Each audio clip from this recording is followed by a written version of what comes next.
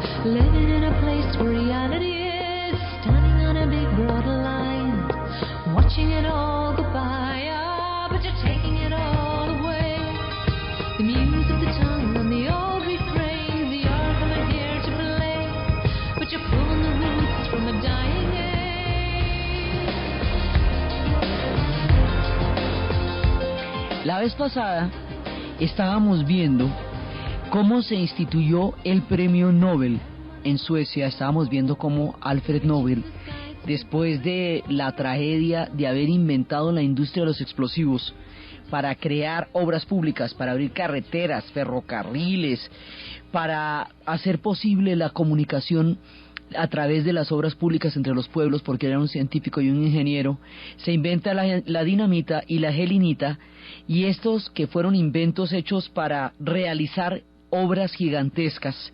Sin ellas no se podrían hacer las represas, ni tantas obras de ingeniería, o los túneles, el túnel de la Mancha, todo eso no sería posible. Pero la dinamita también la usaron para matar gente. Entonces, cuando él se da cuenta de eso, y cuando su hermano menor muere en la explosión de una fábrica de dinamita de su propiedad, el hombre queda con un karma bravo, y ese karma lo va a resarcir en la medida de sus posibilidades, poniendo la inmensa fortuna que había logrado con la industria de los explosivos al servicio de un premio que exaltara lo mejor de la humanidad. Ya habíamos visto que eso era el premio Nobel. Pero entonces el asunto con el premio Nobel es que tanto que se queja todo el mundo de la naturaleza humana, de lo pérfido de la naturaleza humana, de las cosas tan terribles que puede hacer, de los destinos que puede torcer, del mal uso que le puede dar a las cosas, también existe la otra vertiente, la bondad en los hombres. También existe el altruismo, también existe la magnificencia, también existe la genialidad, porque la naturaleza humana es dual, es capaz de perversidades y horrores, de los que aquí hemos visto bastantes, pero también es capaz de enaltecer el espíritu humano a niveles maravillosos, o si no, no valdría la pena nada. Entonces, a eso, al enaltecimiento del espíritu humano, a la grandeza de la genialidad, a la magnanimidad, a la visión, a la entrega, al sacrificio, a la bondad humana, para eso está hecho el premio Nobel, para premiar el espíritu de los que hacen mejor la vida en el planeta. Entonces, la vez pasada estábamos viendo cómo los premios Nobel de la Paz empezaron por la creación de la Cruz Roja, por Henry Dunant, quien en la batalla de Solferino se había visto aterrado por las condiciones de los heridos en el campo de batalla, y había logrado encontrar la manera de entrar con unas mujeres y atender a los heridos. Y habíamos visto que antes de eso a los heridos era que los remataban, iban echándoles bala ahí o lo que fuera al que encontrara por ahí moviéndose. Entonces, bueno, se crea la Convención de Ginebra y el tratamiento a los heridos en combate y el derecho de la Cruz Roja a poder atravesar zonas de conflicto y ayudar a la gente que está herida. Eso ha sido una diferencia, no vayan a creer que no, una cosa es que lo rematen a uno y otra que llegue una ambulancia y lo saque. Entonces, habíamos visto cómo los premios de la paz son premios a los procesos que han cambiado el curso de los acontecimientos. Ese premio se hizo para aquellos que trabajaban en pro de la fraternidad humana, o que habían hecho lo posible para detener un conflicto, o para detener la carrera armamentista, el frenesí de las armas, para todos aquellos que han contribuido a la paz, a la fraternidad, al espíritu, al final de las guerras. Para ellos es el premio Nobel de la Paz.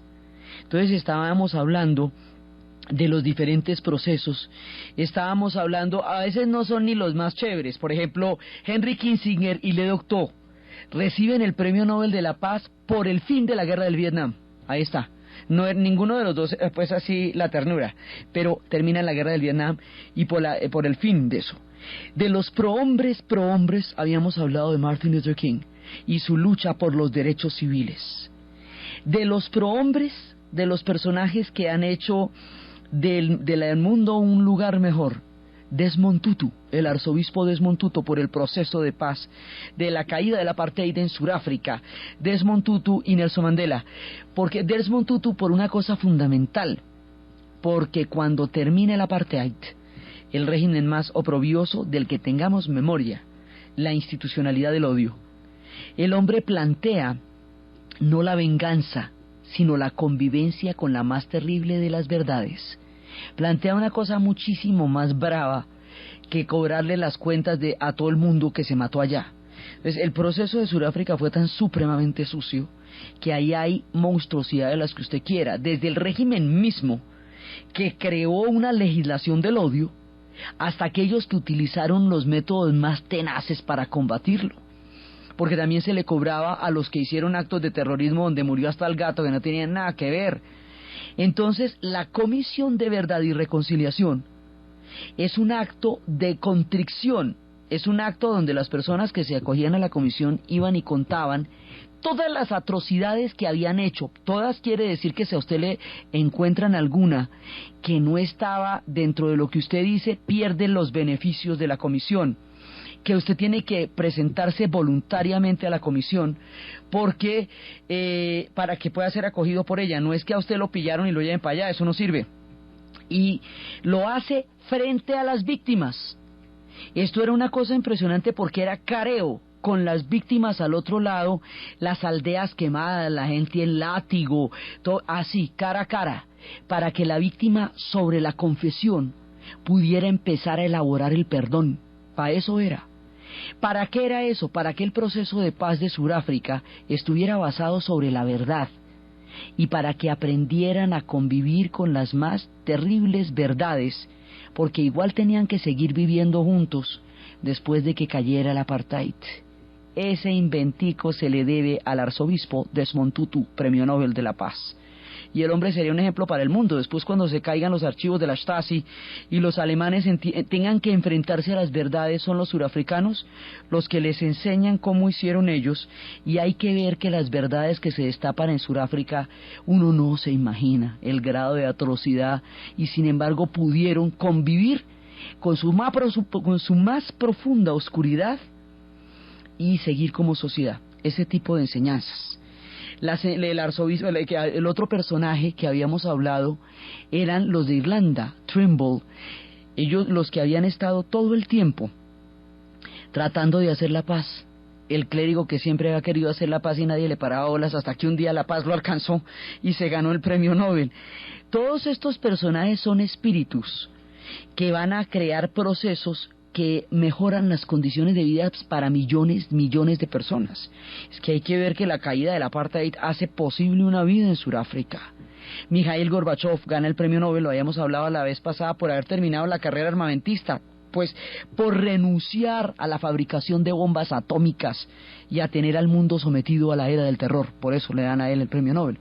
Entonces, son espíritus de una gran importancia los procesos que se van a dar allá.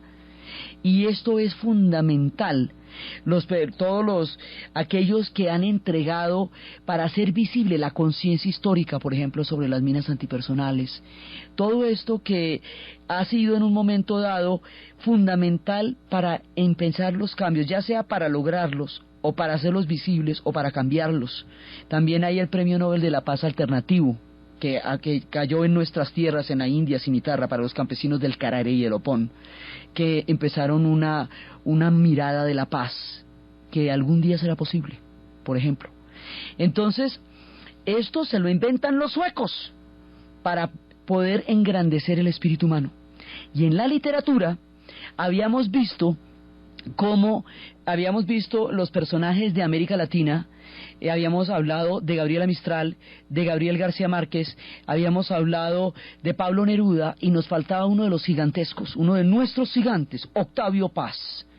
También en la literatura desfiló gente maravillosa, como Günter Grass, que es capaz de reconstruir toda la cultura alemana a través de sus novelas de una manera muy crítica y también muy coloquial, porque el Rodaballo es la historia de un pez, es un cuento, es la historia de un pez al que se le piden deseos, y hace una radiografía de la sociedad alemana a través del cuento del Rodaballo, o el tambor de hojalata, que es una historia bravísima también. Él y otro premio Nobel, dulce, tierno, amargo, profundo, Heinrich Böll, el de las opiniones de un payaso, que es un personaje que cuenta de una manera muy profunda qué fue lo que le pasó al espíritu alemán para que se metieran en semejante lío y metieran al mundo en semejante lío. O sea, en el alma alemana, ¿qué pasó? Eso lo bucean esos dos premios Nobel. También de allá viene otro que es un hombre de una sabiduría infinita, Hermann Hesse. Si los que se han ganado el premio Nobel, hay que ver que son los personajes que le han atribuido a la literatura universal joyas invaluables y que han creado mundos de la imaginación que nos han ampliado las fronteras y los horizontes de la vida. De eso se trata un premio Nobel. Y habíamos hablado de el reciente premio Nobel, que es Orhan Pamuk, turco. Últimamente los premios Nobel han caído en sociedades donde normalmente no caían, pues en Turquía, por ejemplo, y habíamos hablado del hombre que ve cuando los imperios caen y le toca la bucólica melancolía de un imperio que ya no existe. Y por aquí desfilaron aquellos que conocieron y dieron a conocer la historia del Holocausto, Elie Wiesel y Václav Singer. Todos estos personajes, Naguib Mahfouz, muerto recientemente, un hombre que nos contó desde el espíritu árabe su Cairo natal. Todos los personajes que traen los premios Nobel amplían nuestros horizontes del espíritu y de la imaginación. Y esto es un invento sueco.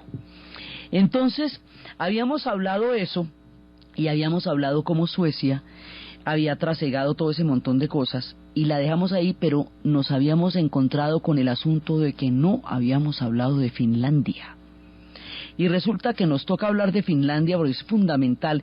Finlandia es un país, pues es escandinavo, ha vivido con ellos la misma historia, pero es un país que tiene un origen histórico diferente, porque ellos son lapones, son el país de las sombras largas. Son estas historias del mundo de los hielos también, pero están también allí y han formado parte de la historia de Escandinavia. A Finlandia le pasa una cosa gravísima. Finlandia padece de la enfermedad de geografía. Queda entre dos gigantes y su existencia ha sido difícil y se las han tenido que ver con todos.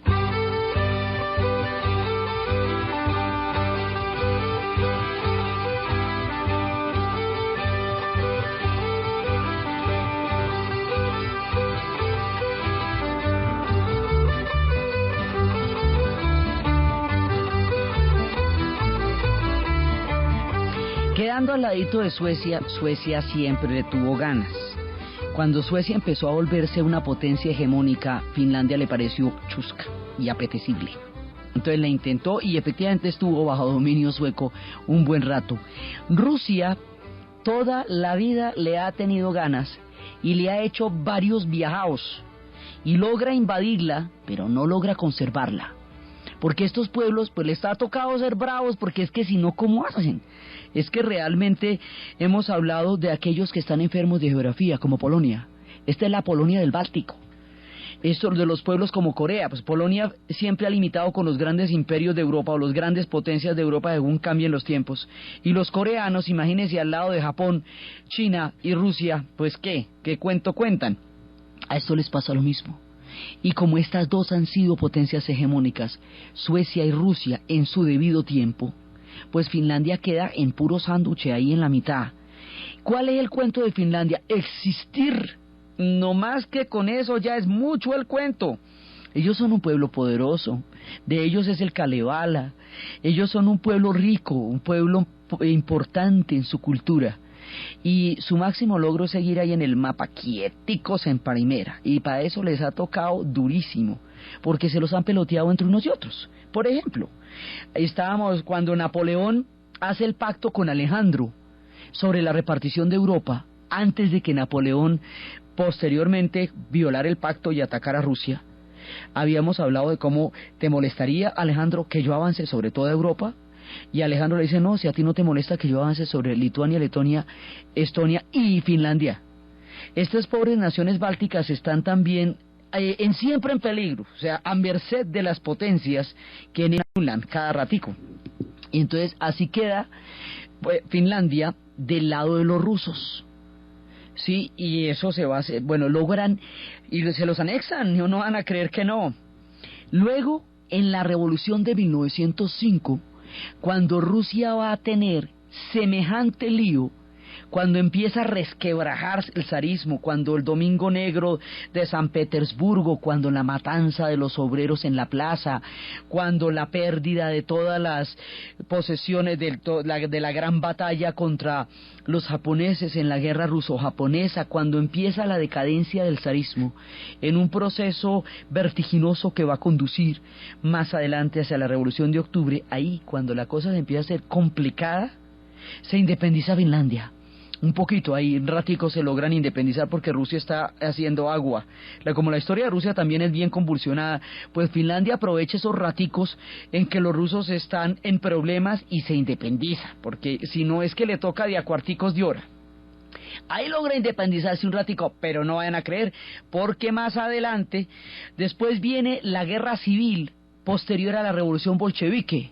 Y en la guerra civil la utilizan de plataforma para los guardias blancos, como era una guerra entre el antiguo régimen zarista, que era la Guardia Blanca, y los bolcheviques, que son la Guardia Roja, apoyado por una invasión de 14 países que le cayó a Rusia después de la Primera Guerra Mundial, en un intento por revertir la Revolución de Octubre, cuando el resto de los países europeos se pellizcaron acerca de qué era lo que había pasado en Rusia cuando ellos estaban ocupados en la Primera Guerra Mundial.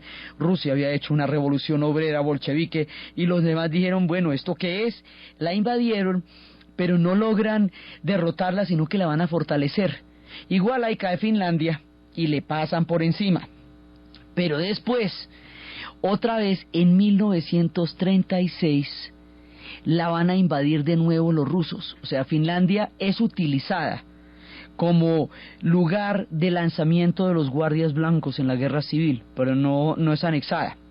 Luego la van a invadir los rusos, y otra vez mi general borracho, rusos de nuevo, vaya. Cuando llegan los rusos, los finlandeses van a librar la resistencia más heroica que ustedes se imaginen. Van a vestirse completamente de blanco, y van a esquiar en la nieve, de manera que no se ven en la nieve, y van a esquiar con unas velocidades, 100.000 hombres van a derrotar a 1.000.000, con puro coraje, así, solamente con coraje. Ellos tienen miles y miles de lagos, esa es la tierra de los 1000 lagos, esos lagos se congelan, esta gente los esquía, y a ver, no le temen al frío de los rusos, porque ellos son más fríos todavía. Entonces son gente de hielo, hielo con hielo. Son los únicos que se les pueden medir de igual a igual, porque es que ellos sí quedan muy arriba, ¿no? Son lapones, eso quiere decir que están en los casquetes polares. Entonces hielo con hielo. Es esta resistencia tan heroica que van a librar los finlandeses contra los rusos en 1936, la que le da la equivocada pista a los alemanes de creer que si le quedó fácil, o no fácil, pero posible, a Finlandia detener una invasión rusa, pues a ellos les puede quedar más bien mamey invadir a Rusia, ¿cierto? Ellos tan grandotes. Y ahí es cuando van planeando, pues ellos, su objetivo en principio era Rusia, y el pacto de no agresión entre Stalin y Hitler era un suicidio de la ideología. Pero pues porque era la traición máxima que se le pudiera hacer al comunismo, era pactar con el fascismo, y era lo mismo. ¿Te molestaría? Le pregunta Hitler a Stalin, que yo me coma a Polonia? No, para nada. Si a ti no te molesta que yo avance sobre Lituania, Estonia y Finlandia. Entonces, en este pacto de no agresión, los alemanes empiezan a creer después, al ver la resistencia de los finlandeses, que ellos realmente pueden invadir a Rusia. Y es cuando toman la total equivocada y temeraria decisión de invadir a la Unión Soviética, y cuando la tragedia se desgarra sobre los eslavos y los germanos, y cuando, como decían en la película de Milagro en Berna, Rusia le quebró el alma a Alemania, porque Alemania la atacó sin ninguna razón. Entonces, en ese momento los finlandeses, que ya han librado una resistencia, pero van a terminar por caer, porque es que finalmente los soviéticos son muchísimos y los finlandeses pues no. Entonces, una cosa es perder 100.000 hombres en el ejército rojo y otra cosa es prenderlos en el ejército finlandés, porque son irreparables, son irreemplazables. O sea que eventualmente los van a, digamos, los doblegan. Por eso, cuando los alemanes invaden, los finlandeses se van a hacer del lado de los alemanes, porque sus enemigos son los rusos.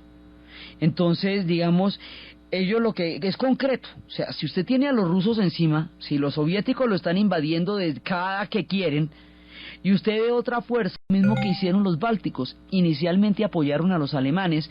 Lo que pasa es que los nazis tuvieron una manera de entrar tan absolutamente brutal, que rápidamente los bálticos, que también habían sido anexados por el pacto de no agresión entre Hitler y Stalin, rápidamente los bálticos se dieron cuenta que esto era una cosa de Guatemala a Guatepeor, y se pusieron del lado de los soviéticos, pero igual ahí siguieron anexados, ¿no? Ellos no tenían cómo ganar para ningún lado. Finlandia le pasa algo así y se va a meter con los alemanes.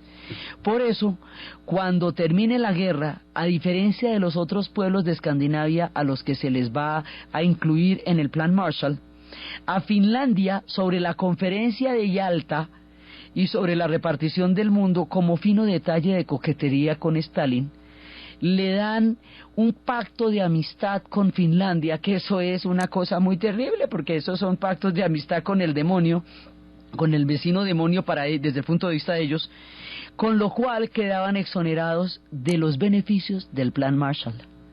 Es decir, los castigan por haberse puesto del lado de los alemanes y no les dan el beneficio de la plata para la reconstrucción, y los hacen que queden de amiguitos con los soviéticos, que eso es una amistad pues de toche con guayaba. Pues imagínese usted qué tan amigo puede ser del depredador de la historia suya.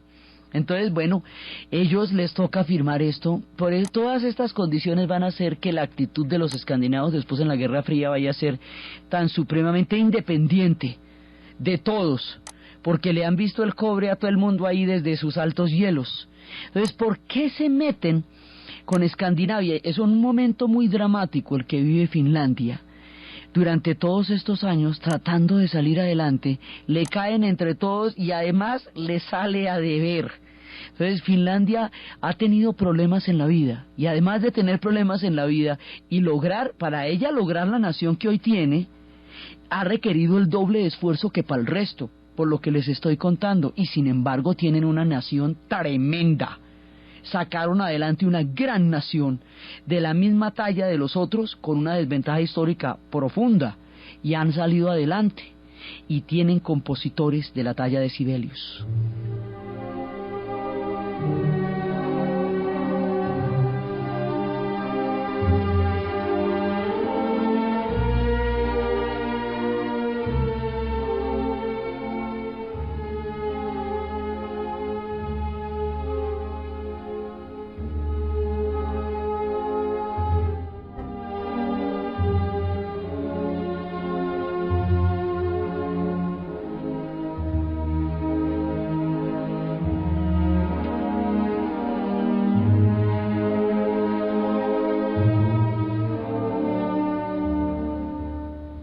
La resistencia que libraron los finlandeses contra los rusos fue heroica, no solamente por los esquíes, sino por la manera como utilizaron los bosques, a manera de trochas a manera de obstáculos. Utilizaron la misma táctica que habían utilizado los germanos contra los romanos.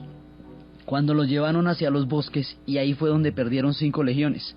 Entonces llevaron el gran ejército rojo hacia los bosques donde los tanques no pueden pasar, porque esos bosques son muy estrechos. Entre el esquí y el bosque, el lago congelado y la astucia, lograron detener durante mucho tiempo a los soviéticos. Pero ¿para qué quiere meter todo el mundo con ellos? ¿Y por qué la Segunda Guerra Mundial le cae a Escandinavia, que no se ha metido con nadie finalmente? Pues eso hace rato que ellos dijeron, tapo remacho, no juego más en las guerras europeas. Entonces, ¿cómo por qué es que la Segunda Guerra Mundial les va a caer encima? Les va a caer encima porque la táctica de Hitler es utilizar la península escandinava como una plataforma desde la cual ahorcar a Inglaterra. Inglaterra está debajo, o sea, arriba está la península, el casquete polar, la península escandinava, el mar Báltico, y abajo, más abajo de ellos, es que está Inglaterra. Digamos, Inglaterra queda muy arriba en nuestro relato con relación al continente europeo, pero con relación a la península escandinava queda más abajo. Entonces, lo que Hitler quería era utilizar la misma táctica de los vikingos, que era tomar como base la península y desde ahí bajar los ataques hacia el continente. Por eso era que le interesaba tanto tomarse a Escandinavia y tomar todo el control de Escandinavia. Entonces, por eso van a quedar los escandinavos metidos en una guerra, que en la Segunda Guerra Mundial, sin comerlo ni beberlo, porque ellos no estaban en lo más mínimo interesados en ese tropel. Y les va a pasar de la siguiente manera. A Finlandia, porque la necesitan para la invasión a Rusia. Entonces ahí cae. A Dinamarca le va a pasar una cosa aterradora. Dinamarca, después de haber sido una potencia hegemónica y un pueblo expansionista, después de haber tenido importantes territorios de la Alemania Oriental, después de lo que hemos visto que Alemania se independizó de ella, pues Alemania se independiza de ella, se lleva los territorios germanos que estaban bajo poder escandinavo, como habíamos visto la vez pasada, en uno de los diferentes momentos de la unificación alemana, que era tomarlos, era con Francia, con Austria y con Dinamarca. Cuando se meten con Dinamarca y le quitan los territorios para volverse a Alemania, territorios alemanes bajo la dominación danesa, y Dinamarca decide restringirse a las fronteras históricas que le quedaron y quedarse bien con eso, o sea, hacer una nación maravillosa como está bien, como ellos pueden, ya sin pretensiones de ningún momento, sin pretensiones expansionistas.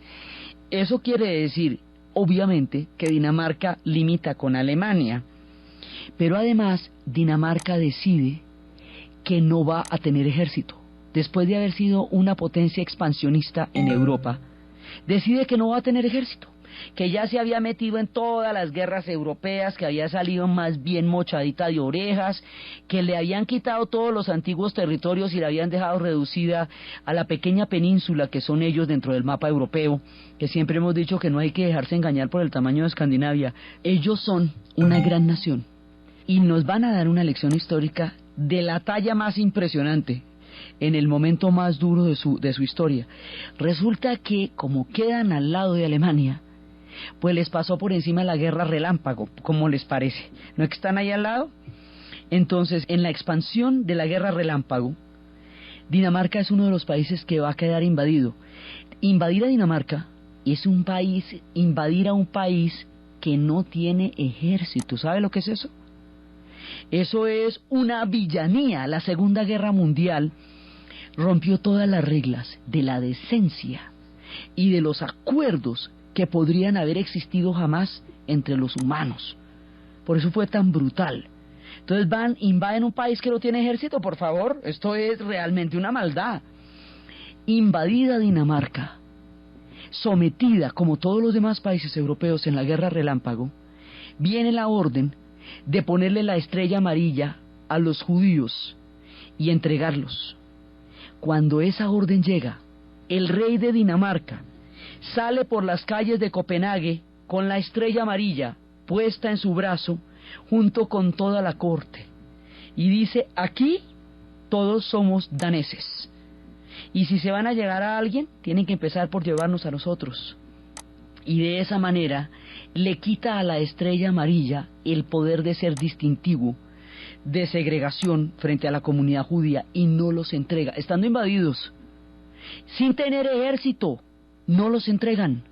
No los entregan porque tienen un concepto completamente diferente de la fraternidad, porque no tenían antisemitismo, porque consideran que eso no, ellos no colaboran con la entrega, porque uno de los problemas más graves del Holocausto no es solamente el exterminio que Hitler hizo de la comunidad judía, sino la cantidad de gente que las entregó, que los denunció, que les puso las estrellas amarillas, que se cayó cuando los ejecutaron públicamente en las calles, que vio pasar los camiones y nunca dijo nada, que no denunció. Ellos son culpables por omisión del Holocausto. Y hay muchísima gente que por omisión participó en esto de una u otra manera, o por lo menos que no tiene la conciencia limpia de decir, no fue por mí que esto sucedió. Pues con lo poquito que se puede decir de eso, que fue, que digamos, porque muchísima gente cayó, los daneses, y en general los escandinavos, pero los daneses, pueden mirar de frente la historia y decir, nosotros no entregamos a los judíos, nosotros no participamos en el Holocausto, ni por omisión, ni por participación, nosotros dimos otra salida.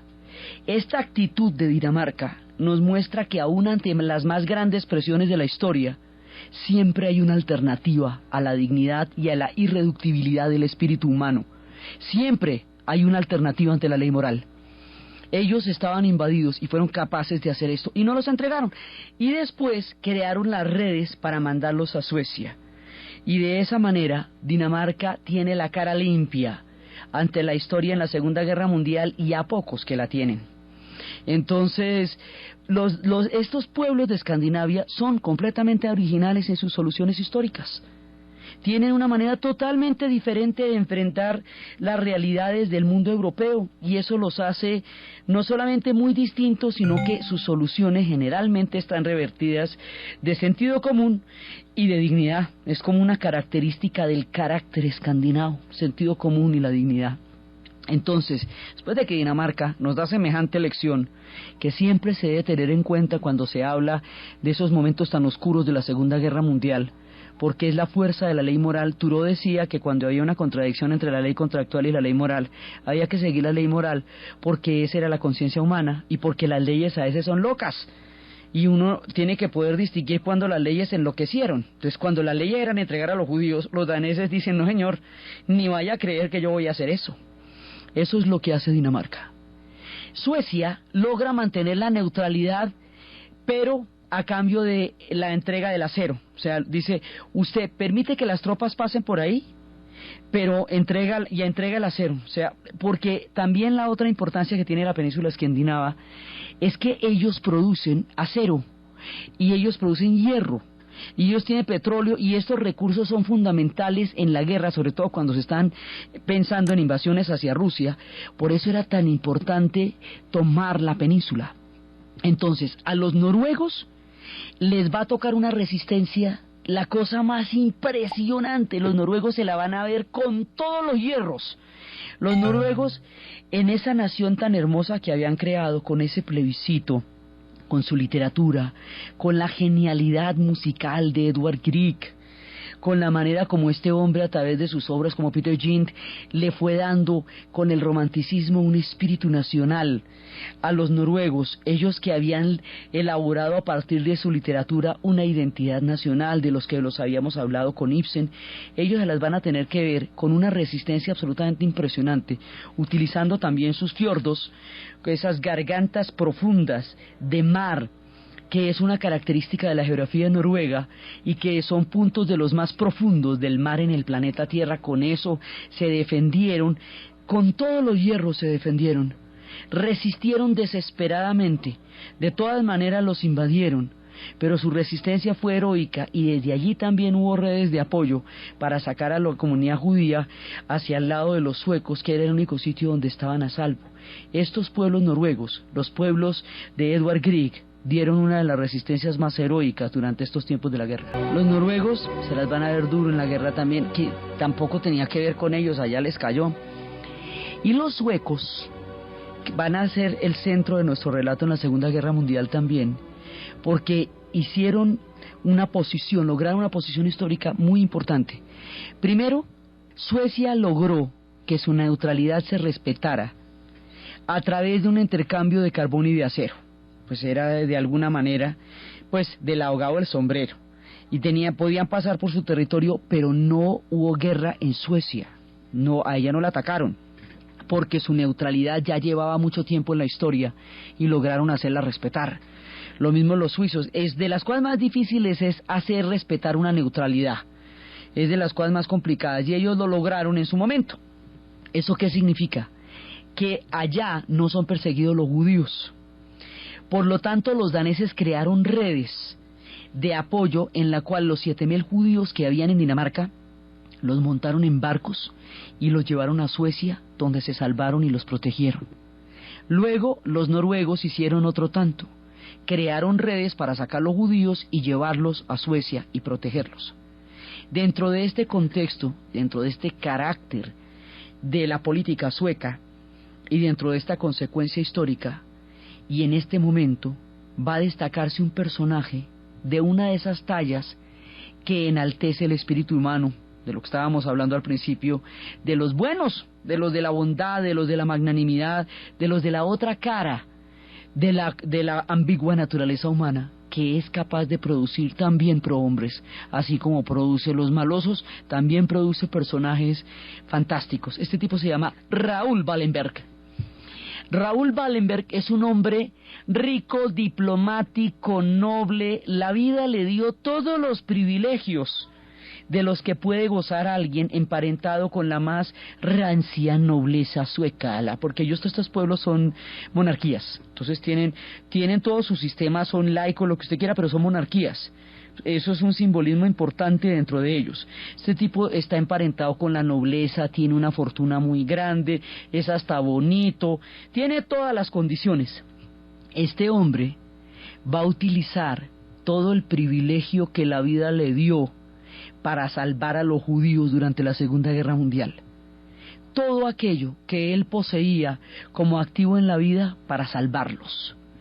Y se pone a imprimir miles de pasaportes de la corona sueca y para los trenes que van para Auschwitz y en la boca misma de la muerte se sube y empieza a repartir pasaportes y dice que esos que tienen esos pasaportes son ciudadanos de la corona sueca y que no los pueden llevar al campo de concentración y los baja de ahí, que eso es sacárselos a los mismísimos infiernos de las barbas.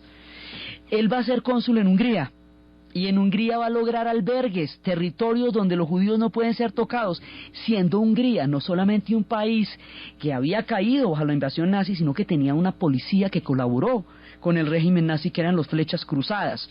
Hubo entre los países invadidos fuerzas o naciones que colaboraron, naciones enteras como Croacia, que adoptó un régimen subsidiario del nazismo, o policías como la húngara, que eran los Flechas Cruzadas. Eso se ve en una película que se llama La Caja de Música con Jessica Lange. Entonces, cuando un flecha cruzada de esos después la historia se le devuelve. En ese momento, en un país de alta peligrosidad porque está invadido en las condiciones más rudas, una vez más Raoul Wallenberg nos demuestra que se pueden hacer las cosas de otra manera, y que eso se puede en decente, y que eso se puede en bonito, y que usted puede optar por lo del humanismo y puede optar por lo del espíritu humano y no por la opresión y por el totalitarismo. Entonces, en ese momento, Raoul Wallenberg hace toda una empresa, pues se dedica con todos los hierros a salvar a los judíos de todas las maneras que puede, a través de los albergues, gestiones diplomáticas, pasaportes de la corona sueca. Se le vuelve un enemigo a Adolf Eichmann. Adolf Eichmann decía que él no se podía morir sin acabar con Raoul Wallenberg. Eichmann es el ejecutor del proyecto de los campos de concentración, sí, del exterminio judío, y ese hombre decía que Raoul Wallenberg era su mayor pesadilla, y no lo podían tocar porque la neutralidad de Suecia amparaba a Raoul Wallenberg y nadie se podía meter con él, y el hombre hacía todas las que podía. Son personajes como el que alguna vez vimos también, que era Varian Fry, que creó la red para salvar a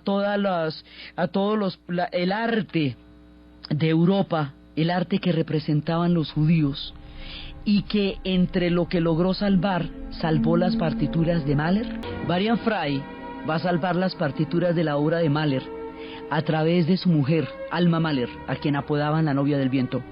A ella y a Max Ernst, y a una cantidad de personajes que harían posible el arte, a Chagall, lo salvó Varian Fry a través de una red para sacar los grandes talentos de la historia de la humanidad representada en los judíos que habían hecho de Occidente una cultura sobresaliente. Entonces, esos personajes así, que hacen la diferencia, que marcan la diferencia en la especie, Raoul Wallenberg es uno de esos. Y Raoul Wallenberg, ya después, cuando termina la Segunda Guerra Mundial, y Rusia va recuperando todos los territorios, ya va, digamos, en su ruta de lo que va a ser su repartición del mundo, pues Hungría va a quedar dentro de la repartición del mundo. Hay un pueblo en Hungría que se va a rendir, o sea, no hay necesidad de entrar a aniquilarlo, ya se rendieron. Raoul Wallenberg pide permiso para entrar en la frontera rusa y decir que ese pueblo ya está rendido, que no hay necesidad de tomarlos como prisioneros, que mejor dicho, que no hay necesidad de maltratarlos, a interceder por este pueblo.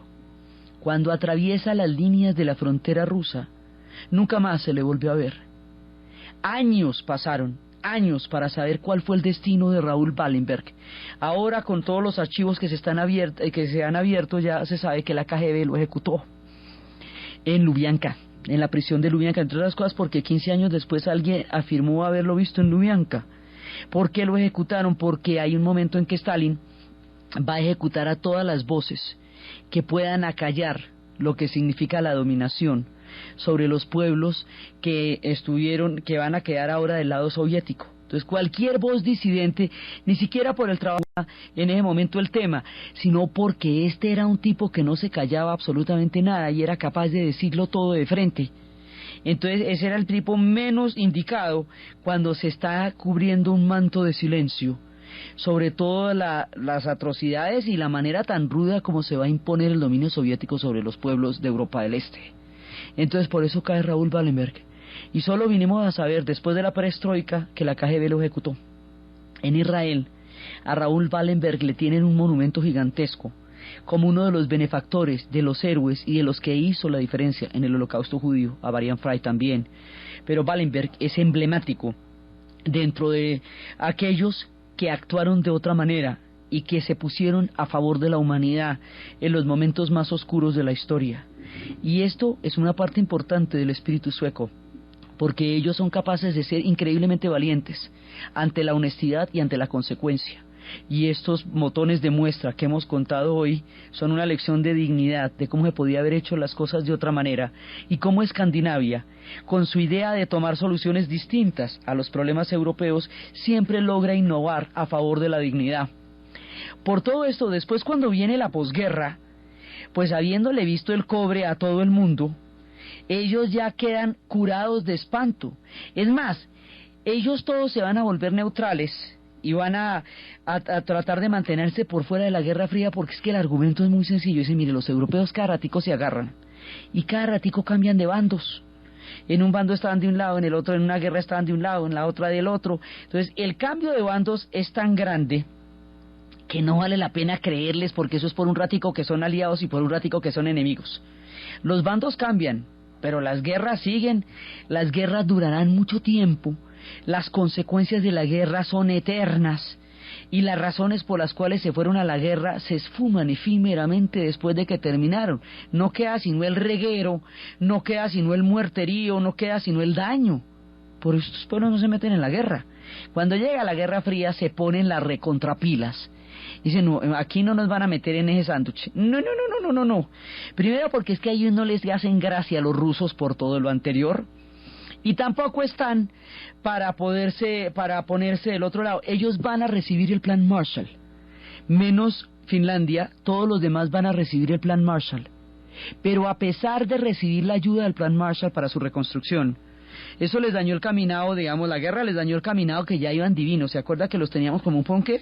La guerra les daña el caminado porque tienen que reconstruir. Suecia no. Pero Finlandia tiene que reconstruir y no le van a dar plata. Noruega tiene que reconstruir y evidentemente Dinamarca tiene que reconstruir. Y entonces les toca volverse otra vez a poner las pilas. Sin embargo, a pesar de estar recibiendo los beneficios del Plan Marshall, ellos siempre tuvieron la independencia política para poder señalar todo aquello que no les gustaba, aunque estuvieran recibiendo la ayuda de los gringos. Ellos denunciaron la guerra de Vietnam. Todo el tiempo se opusieron a la guerra de Vietnam. Ellos denunciaron el golpe chileno contra Salvador Allende, el golpe militar que hizo Pinochet, y además emprendieron una política de refugio muy grande a todos los exilados chilenos que tuvieron que salir de ese país. Ellos de ahí en adelante se volvieron la conciencia ética del mundo en materia de autonomía y en materia de derechos humanos, porque son pueblos consecuentes. Entonces la misma independencia que quieren para ellos, el mismo respeto que piden para ellos, lo hacen exigir para los otros. Eso es bien raro porque normalmente existen dobles agendas. Los pueblos que se han inventado las historias más libertarias son los que más las han pisoteado. Francia en Argelia durante la guerra de independencia de Argelia, Estados Unidos en Vietnam y la Unión Soviética en Checoslovaquia. O sea, todos aquellos que echaban las carretas más bonitas eran los que pisoteaban los pueblos. Estos escandinavos no. Ellos lo que quieren para ellos lo quieren para el vecino. Y eso en política internacional es rarísimo. Ellos se van a armar mucho para que esa neutralidad se respete. Digamos, es una neutralidad con dientecitos. Ellos no se meten con nadie, pero tampoco es bueno meterse con ellos. Eso lo tienen claro para que no hay sea, ¿no? Porque ya les ha pasado. Entonces uno de todas maneras se aclara. Ellos se van a convertir, durante la Guerra Fría, en unos adalides de una cantidad de causas del derecho internacional humanitario que es importantísimo. Ellos nos van a dar un cine reflexivo y profundo que va desde los tiempos de Berman hasta el Dogma 95. Ellos nos van a contar todas estas historias. Ellos nos van a dar una cantidad de nuevas lecciones. Ellos nos van a mostrar una conciencia ética del mundo. Ellos nos van a mostrar una mirada, una vez más, completamente diferente de la posguerra, como nos lo mostraron de la guerra, como nos lo mostraron de la reforma y de todos los demás procesos. Esas lecciones históricas, esa cultura tan particular, esa dignidad con que ellos le han mostrado al mundo que siempre hay otras maneras de hacer las cosas, es lo que veremos en el siguiente programa. Entonces, desde los espacios del valor de Raoul Wallenberg, de la dignidad del rey de Dinamarca y del pueblo danés, de la heroica resistencia de los finlandeses contra sus eternos enemigos y su sándwich histórico, desde la valía de estos pueblos que encontraron otras soluciones en la historia y que con ellos nos dan toda una lección de sentido común y dignidad, en la narración de Ana Uribe, en la producción de Ernesto Díaz, y para ustedes, feliz domingo.